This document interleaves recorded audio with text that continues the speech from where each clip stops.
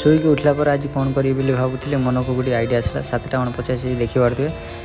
ତାପରେ ମୁଁ ପିଆଜ ସବୁ କାଟାକଟି କରିକି ପିଆଜି କରିବି ବୋଲି ଭାବିଲି ପକୁଡ଼ି।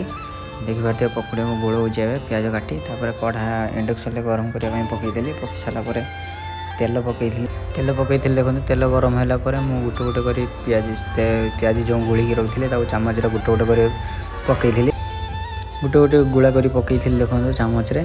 ତାପରେ ସେଇଟା ଭଲସେ ସିଝିଲା ପରେ ଆଉ ଗୋଟେ ସାଇଡ଼୍ ଉଲ୍ଟେଇ ଦେଇଥିଲି। ଉଲ୍ଟିଲା ପରେ ତା'ର କଲର୍ ଦେଖିପାରୁଥିବେ, ଯେହେତୁ ହେବାକୁ ଆସିଲାନି, ହେଇଯାଇଥିଲା। ଯେହେତୁ ହେଇଗଲେ ମୁଁ ତାକୁ କାଢ଼ିବି ବୋଲି ଆଉ ଟିକେ ସମୟ ତାକୁ ଗରମ କରିଥିଲି। ଗରମ କରିସାରିଲା ପରେ ହେଇଗଲା। ଦେଖନ୍ତୁ ଆଗରୁ କେତିକି ଛାକିକି ରଖିଛି ଏତିକି।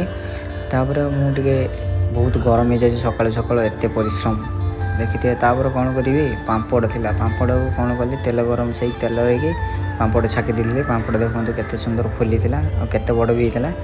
ଏମିତି କରି ବହୁତ ପାମ୍ପଡ଼ ଛାକିଥିଲି। ଦେଖନ୍ତୁ ପାମ୍ପଡ଼ ପୁରା ବହୁତ ବଡ଼ ହେଉଛି, ଫୁଲିଉଛି ବି। ତେଲଟା ଯେହେତୁ ଗରମ ଅଛି, ମାନେ ଯେହେତୁ ଇଣ୍ଡକ୍ସନ୍ରେ ରୋଷେଇ କରୁଛୁ, କାହିଁକିନା ଏପଟେ ଗ୍ୟାସ୍ର ବହୁତ ପ୍ରୋବ୍ଲେମ୍।